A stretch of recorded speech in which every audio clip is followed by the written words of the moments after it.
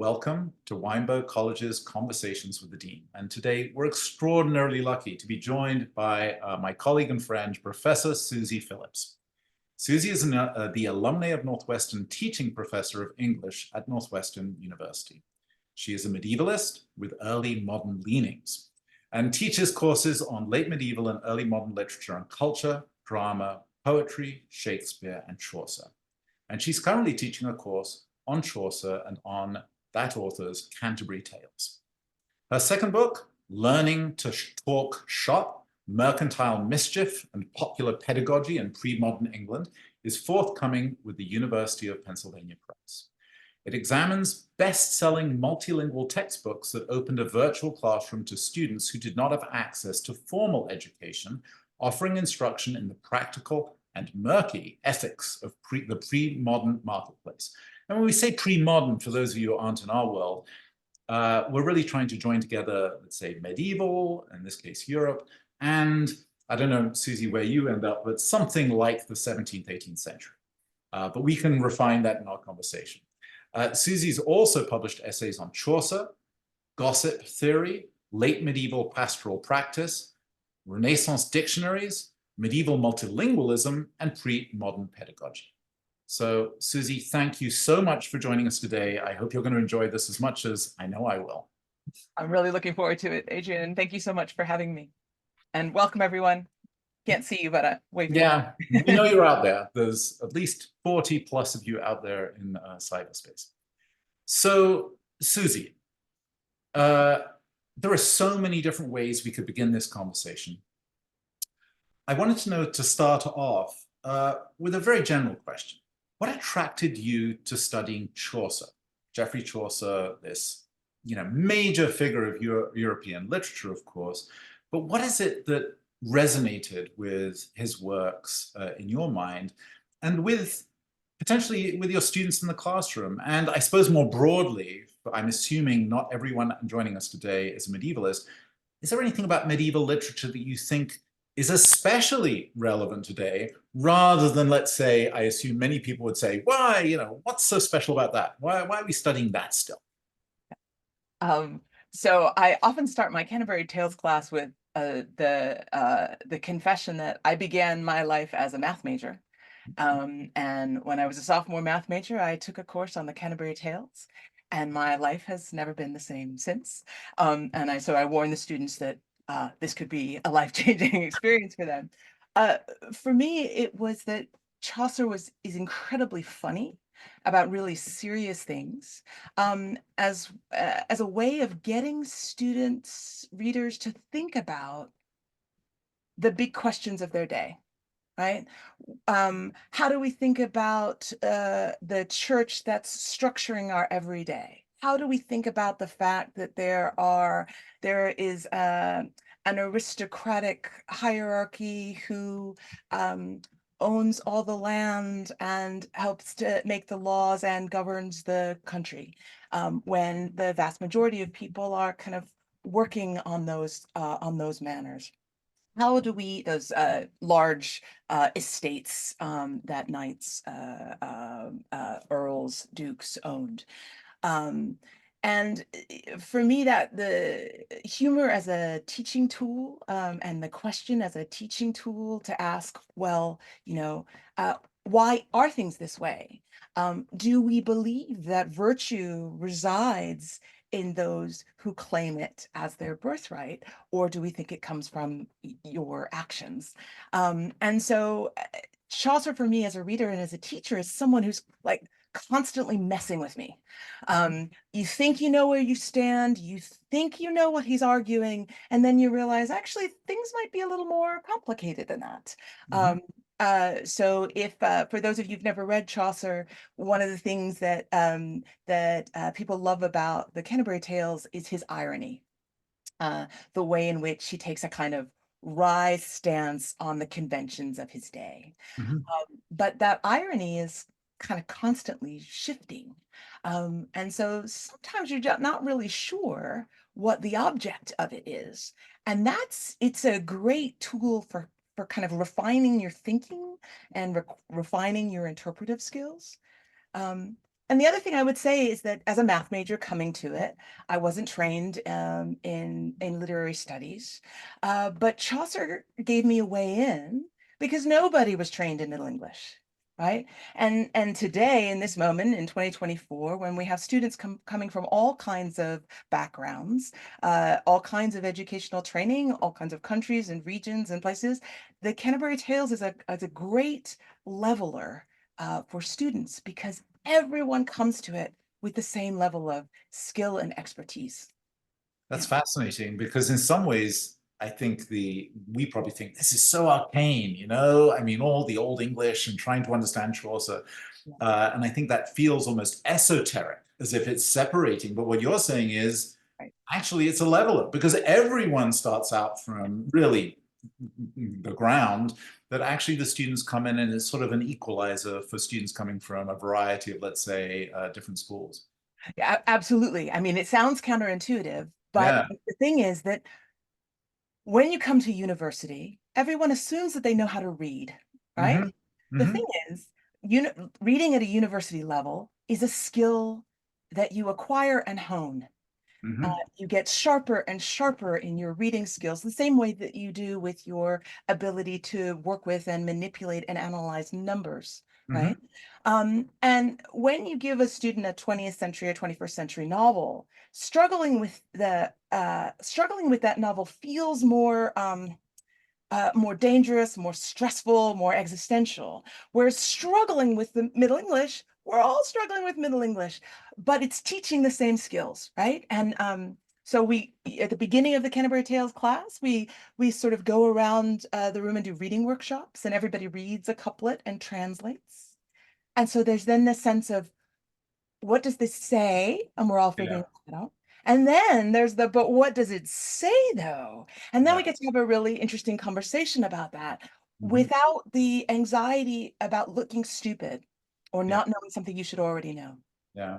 And I mean, I don't know Chaucer that well, but it always strikes me that it's both a completely different culture, but then some of the issues burst through into the present and feel very familiar to us. And it's an interesting bridge there because let's say not everything you read from the 14th century feels that way. Whereas Chaucer has this sort of bridges to the present in a way through humor and stuff like that, which feels very easy to grasp as an individual in the 21st century. Yeah, absolutely. And those links are about asking in some ways basic questions about how the world works. Who Mhm. gets to tell the stories? Who Mhm. gets to define what behavior is appropriate? Who sets limits on who can go where and do what and imagine what? Yeah. And so students suddenly realize Chaucer's asking the same questions that they're asking. And one of the wonderful things about that is that the difficult questions set in the 14th century mean that students can tackle the question rather than their own implication in those questions in the present moment. And so you can tackle questions. We can tackle questions about the representation of women and of gender politics, but also race, other religions, cross-cultural contact, without it being our present. And so students can really grapple with the questions. Tough issues. You Yeah. may have answered this question because in some ways we've roamed a little bit. For those of you there, we've roamed a little bit off what we plan to speak on, but I wanted to get to teaching more specifically and give you an opportunity to reflect on it. You start your most recent book with the bold declaration that teaching matters. And the book is about teaching and pedagogy. And you belong to one of our very sort of highest cohorts of teachers at Weinberg College. Students love what you do, but you're also very rigorous.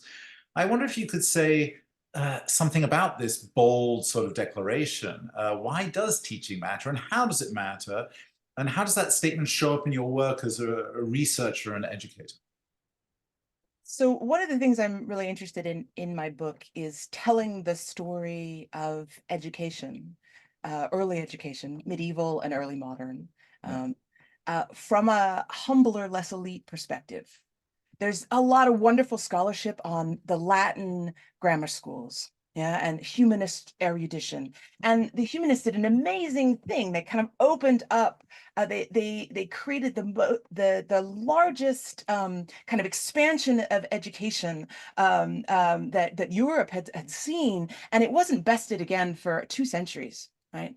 But the story of those Latin grammar schools and the schoolmaster, um, sovereign, authoritarian ruler of the classroom space is a story that's been told a lot. And I am interested in teachers who are teaching those students who couldn't go to those schools, who couldn't afford to go to those schools, for whom Latin was possibly not the pathway to economic thriving. And I'm interested in the ways that the rules of these other classrooms, these humbler, less elite Mhm. classrooms, are different. And I'm interested in the ways teachers, this is then and now in my scholarship and in my teaching, the way teachers get students to ask questions rather than to make assumptions. For me, teachers um, uh, enable thinking around a problem rather than giving students a doctrine to uh, uh, espouse and repeat.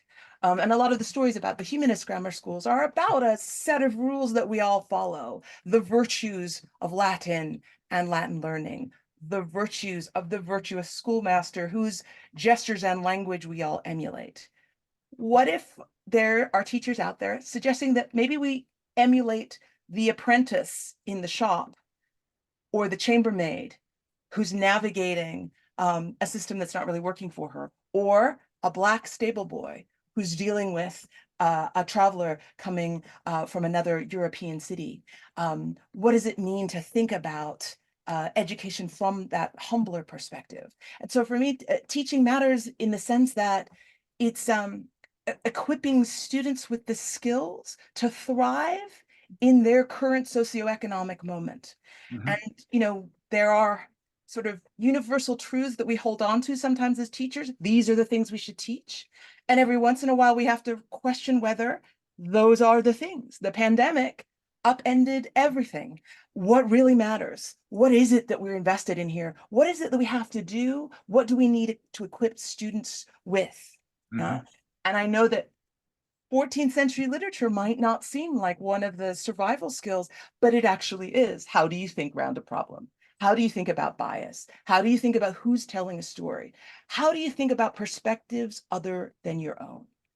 And adopting sorry, yeah, go ahead. Adrian. Well, I was going to interrupt. Actually, there's a question in the Q&A here, which I think is touching on one of the issues that you're doing. There's a couple, so I'll try and get to them.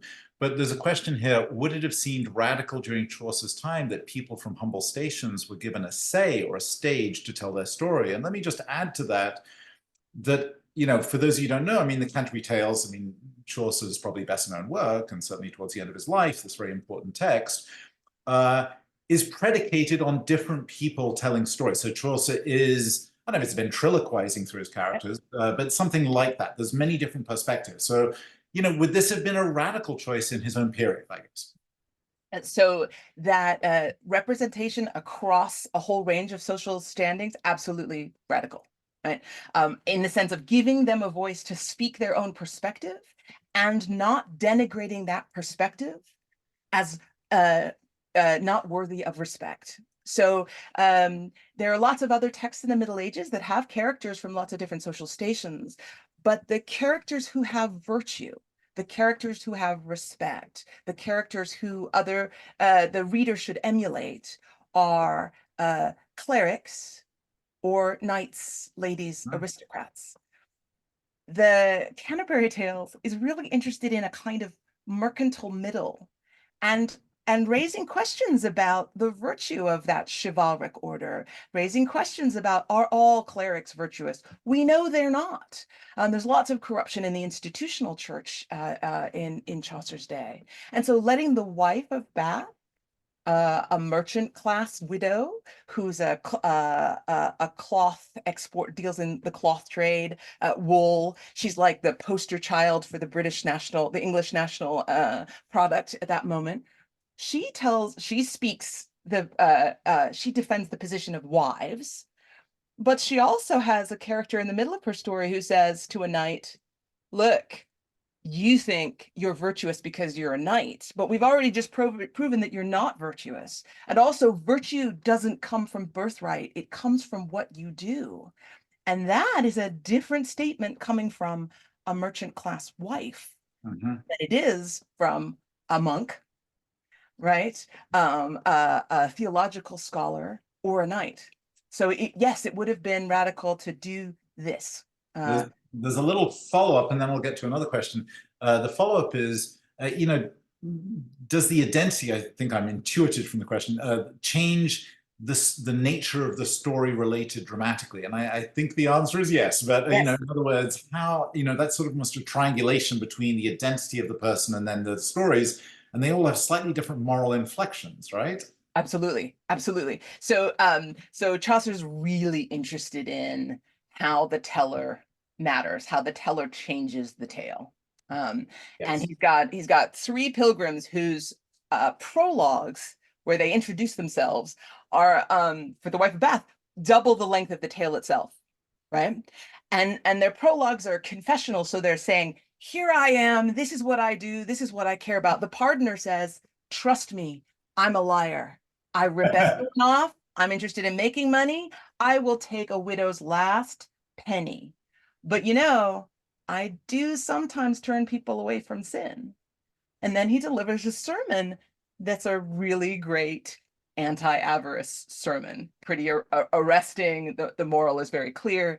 And so it absolutely matters who's telling it. And Chaucer's really interested in the ways in which someone's social position influences the details they highlight. So this shines a light. There's another question on Chaucer's own identity. The explicit question is, was Chaucer widely read while he was alive or semi-famous, or is it only now that he's become so highly regarded? Well, I'll leave it at that. What about the reception of Chaucer? So he was highly regarded in his day, and we know this for a couple of reasons. Well, one, he wrote his kind of magnum opus was a poem called Troilus and Cressade, a sort of story set in the Trojan War, and it garnered him a great deal of poetic respect. And so he was already established as a kind of English poet laureate. And then he writes the Canterbury Tales as his experimental poem. Right. He was connected to and had roles in the court, and was also connected to other poets in kind of civil circles.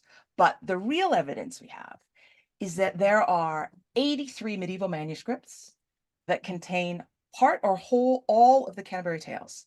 It's an extraordinary number to survive. It's the second most popular Middle English text. There's a devotional text called the Prick of Conscience. It's more popular. Then there's Chaucer, the Canterbury Tales. If you've ever heard of Sir Gawain and the Green Knight, it's a kind of famous English poem. It survives in one manuscript. The Book of Marjorie Kemp, the first English autobiography, one manuscript. Chaucer, 83. Lots of copies. Yeah. Interesting. So we've referred now a few times to your forthcoming book, Learning to Talk Shop, Mercantile Mischief and Popular Pedagogy in Pre-Modern England. Do you want to share a little bit more about the nature of that research and provide insights into the teaching methods employed in the multilingual textbooks you analyzed there? You've, I think, adumbrated this a bit, but maybe unpack it. So one of the things I was interested in is there's a whole bunch of these little books. They fit in your pocket. You can carry them around. And they teach people how to bargain in the marketplace, how to get out of paying their debts. So they're not like virtuous dialogues in doing what you're supposed to do, right? They're like how to cheat someone else in the marketplace and avoid getting cheated. How to say, you know what? I know I owe you money, but I'm not going to give it to you right now. And they're also kind of, you have scenes in inns in foreign countries, so it's where foreign cities where uh, a wealthy traveler will try to chat up a chambermaid, and the chambermaid gets out of the situation and outmaneuvers him.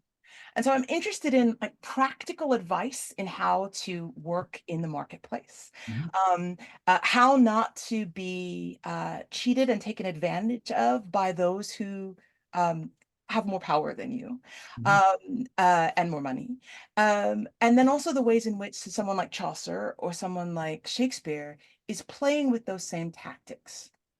So lots of scholars have written about Chaucer and Shakespeare as sort of virtuous schoolboys who absorbed a kind of humanist education, even if they didn't go to the humanist grammar schools, who deployed the rules they learned in the school and showed their erudition. I'm interested in the two of them as mischievous schoolmasters who are teaching readers um, how to question those rules. Yeah. So in a play like Shakespeare's Henry V, Mhm. you have a language learning scene where Catherine, the French princess, is learning French from her chambermaid, and the scene echoes, mirrors the language from these textbooks. And you also have a boy character who is showing up all of the aristocrats and the knights through his ability to work back and forth between French and English. The French knight, the English rogue, he shows both of them as problematic because he has this sort of practical multilingual skill that can show up the falseness of both of their assumptions and activities. Could you maybe just, because I'm now thinking, could you characterize, and this is a big question, the linguistic culture within which, just say Chaucer for a moment, operated? Yeah, Because, great. it's quite telling that he's writing in English, but where was French at this time after the Norman conquest, 3 centuries before or something? Yeah, no, that's a great question. So Chaucer's one of the first poets to write in English. Most of the other writers in his moment, there are, of course, Beowulf, there's an English tradition, there's a long English tradition. But in the 14th century, most people are writing in French or Latin. Latin is the language of the clergy, French is the language of the court, and also the language of the legal courts. But English is the language of 90% of the population. And Chaucer, and it's also the language of the court as well.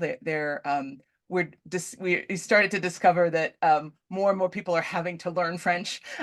It was assumed that they knew it, but more and more of there's records of more and more people who had to in the aristocracy who had to learn French.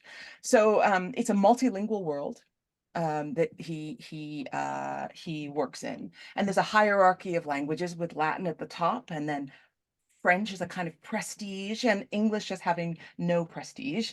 And Chaucer actually makes a couple of claims for English as a real literary language, right? And that continues on thereafter.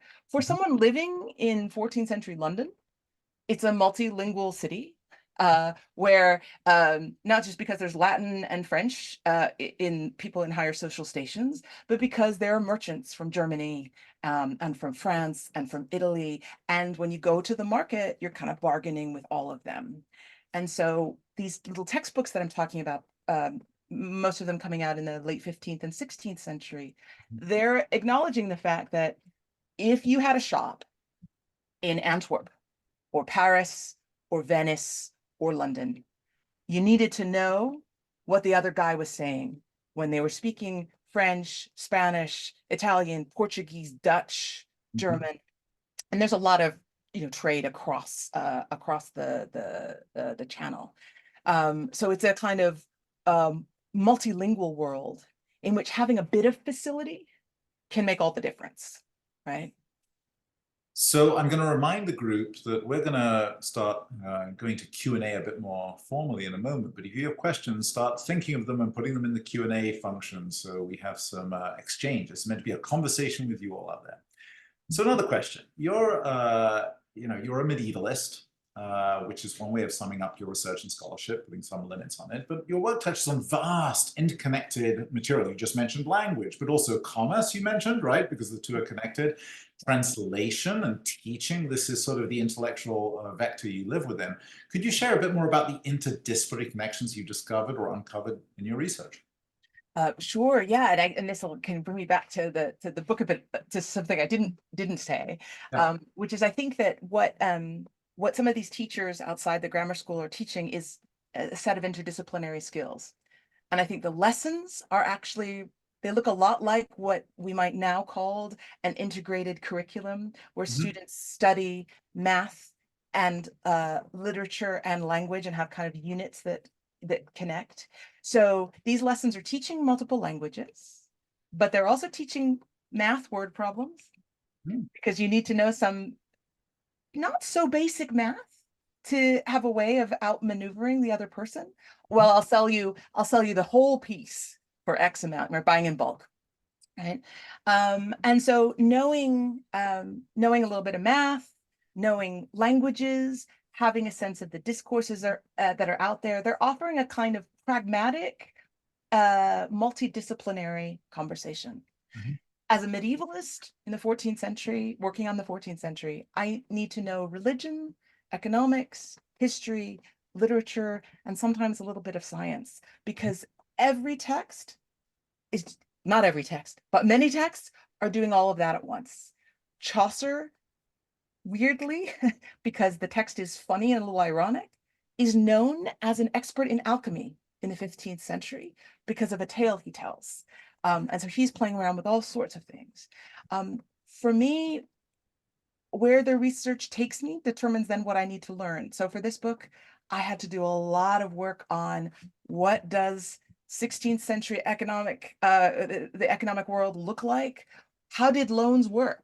How did international negotiations and transfers work, right? What about exchange rates? What about interest? Because, the authorities say we weren't allowed to charge interest. Nobody's doing that. They were all doing it all the time, right? And so, and how they kind of how they did that. And then also, how did people teach math in the Renaissance? Yeah. Does that get at the And yes, and I know from my own sort of period, math was transforming under their feet because there's a lot, certainly in Italy, it was going very quickly, the innovations. exactly? Now we've suddenly got lots of questions, but I have one more formal question, which is how you referred to this before about the reception of Chaucer. And I was thinking in the back of my mind, were people reading Chaucer? Were they reading Chaucer out loud? Is there an orality to how Chaucer was received at the time? Those 80 plus manuscripts, how were people using them? And I wanted to link that to a question we had about gossip, because you've worked on gossip and a different form of orality and people talking about things. It's two slightly different questions.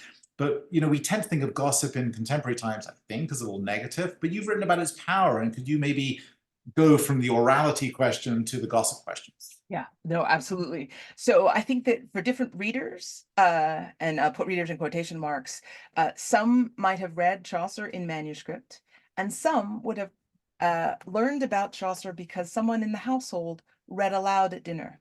So at a big household, there would be readings in the evening, and the servants and the children, as well as the adults in the household, would listen to that. Right. So all you needed in the Middle Ages was, or in the Renaissance for that matter, was one person that you knew to have a text and be able to read, to have access to texts, right? And Chaucer, because he takes up everything, takes this up with a wife of Bath who was illiterate, but who knows lots of scripture and lots of texts. I'm interested in that kind of, so I think of gossip as an unofficial talk, idle talk, that is thought of as trivial, as not accomplishing anything, as sinful in the Middle Ages, right? But actually is depicted in a number of places, including Chaucer, as generative.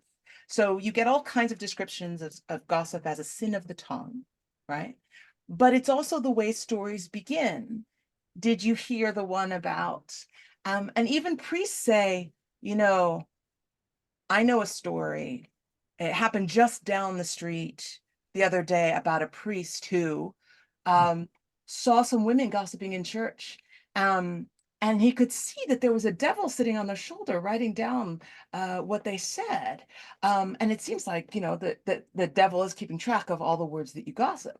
But the thing is, the story he told is like 300 years old and Mhm. from another language. It didn't happen just down the road. So even the priests who are preaching against gossip are using it to deliver a message. Mhm. Sermon stories, tales with lessons, they're called exempla, were one of the big vehicles for teaching ethics and morality.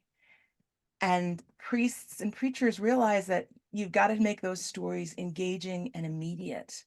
And the kind of frame of letting you in on a secret, gossiping about what's going on, is a fabulous framework for that. It allows narrative transformation. It also allows you to teach. So yes, that orality was a huge part of how stories were told and how people had access to them. Yeah, I think I wish I knew more about this, but I'm sure there's lots of work about the intersection between, let's say, the exemplar tradition and then the novella. These sort of, because they're quite similar when you read Yes, them, sort of yeah, they similar are. structures narratively. They are. Yeah. So there's a few questions, so I'm going to try and lump them together a little bit to get there. So this is one question. In the marketplaces you were describing a moment ago, you were describing currency in terms of local currency, or did the merchants have to accommodate exchange rates at the time? Now, that could be a 16th century question or a 14th century question. It can be both, but what do you think? So in both places, they had to accommodate the exchange rates and coins. Also, they had to accommodate the dates of coins. Coins went out of date, monarchs reprinted them, people clipped them. So some of my favorite scenes in these books are where when it comes to paying, after we've bargained over the price, it comes to paying, and the customer gives a coin, and the shopkeeper says, "What's this?" And he said, "You're a professional, you should know. It's this coin and it's worth this." And she says, "I've never seen that before." And she forces him to give her a gold coin whose value she knows. So the readers had to learn both all the coins that were in circulation, all the exchange rates that were constantly shifting, and how to navigate between them. And also, it's clear that they built into the price of things taking false coins or coins that were out of currency. Yeah. And they're really hilarious disputes about that. If any of you happen to be in New York, there's a really interesting exhibition. I just saw it recently at the Morgan Library about money in the Middle Ages. And there's lots of examples of this type of thing. How do you deal with different forms of coins? Because every big municipality and some emerging nations are distributing their own coins. And it's very difficult to actually understand how they relate to one another at any one time. So it's a great question. There's another very general question, then I'm going to get to some things about today's students. This question was about the Middle Ages, because we're talking about the Middle Ages. It says here it spanned about 1,000 years, roughly. So how do you define the specific period of Chaucer's time? Is there, maybe I'll put a little spin on this. Is there anything distinctive about, let's say Chaucer's time of activity in the late 14th century? Yeah, we tend to call it the late medieval, and in England, the late medieval is 14th century. On the continent, 14th century is Renaissance already. And so I tend to work from 14th through the 16th century. That's where I live. So late medieval and early modern. Yeah, Um, and I was just going to say these names are incredibly vexed. I mean, right, there's memes written about, should we even call this thing the Middle Ages, or should we call it the Renaissance or Renaissance right, or early modern? yeah, So I think some of us just tend to like to focus on 14th, 15th or yeah, whatever, it's yeah. called the centuries as opposed to the labels. That's right. That's right. So for me, it's 14th century, late 14th century England and Chaucer. And how that's different from earlier moments is because you're starting, so literacy is increasing, the marketplace is expanding. You've got some social mobility because the plague has come through, and a third of the population of Europe has died. And so this changes the way that social dynamics work, but it also changes the flows of people because people move out from the country into the cities. Urban areas expand. There's possibility for some social movement because people further down the social ladder can create a bit of money and go into, become artisans, and in the city earn a bit more at the level of wages, acquire land, acquire influence. They have to issue laws called the Statute of Laborers that says, actually, you guys stay where you are. You don't get to move around. And also, you can't ask for more than X as your wages. And that only partially works, but it's a law that's really responding to the changing social patterns that are going on. And it's also a moment when there's a kind of religious upheaval. There's a fair few heretical movements, as people start to ask, really, Latin? Shouldn't the Bible be in the vernacular so that more people have direct access to it? And aren't some of these priests corrupt? And so shouldn't faith be a more direct engagement with God? And so you have a number of religious upheavals. So it's a moment of questioning. And a moment of, I would say, expansion, and also an expansion of global and international circuits of information travel, texts traveling, but also people and products. I'll also say at the level of technology, you have the increasing professionalization of scribes, parchment makers, bookmakers. And so books can be created quicker. They're made by hand still when Chaucer is writing, but it's now not one monk, one book, but a whole group of people, team working in a scriptoria, producing books more at a kind of much faster rate. So there are more text, more access, and that of course accelerates with the printing press, 1450. So Yeah, yeah. and I mean, I'm sure I don't know anything about this in the Northern European context, but paper production is going to start kicking off in Italy at least, and I'm sure that has a transformative effect about transmission of various things through prints, etc. Yeah, books become cheaper. Right. Yes, things are getting cheaper. And I feel I should mention there's also this very odd thing called the Hundred Years' War going on, but that's all, that's sort of, so it's very, it leads to upheaval, upheaval and changes. And, sometimes we don't love war, but it led to a lot of changes, socially, Yes. technologically, etc. Here are a couple of questions that touch on today's students. One question is what kind of students are attracted to medieval studies? And I have some thoughts on that, how you and I ended up in this world. But this is another question that's a bit tougher. How many students typically are there in courses you teach? Does that represent a reduction from prior years as are we witnessing this, the results of the attack or the feeling the humanities are under attack in the academy? So what kind of students and how are the numbers? Yeah. So let me take the second question first. And it might actually get at the first question. So right now I have 35 students in my Canterbury Tales course, which is great, great size. There's often when I run it as a smaller class, say 20, there's often a waiting list. So we wanted to expand it and let more students in. In some ways, I think there hasn't been a change in enrollment in that course in my time here. That we're definitely the humanities are suffering nationwide as fewer students are taking classes. I think one of the places where you see those numbers is in people who choose to be majors in a subject. So students will take a Shakespeare class or a Chaucer class, but they won't necessarily choose to be English majors. And this comes back to the, who chooses to study.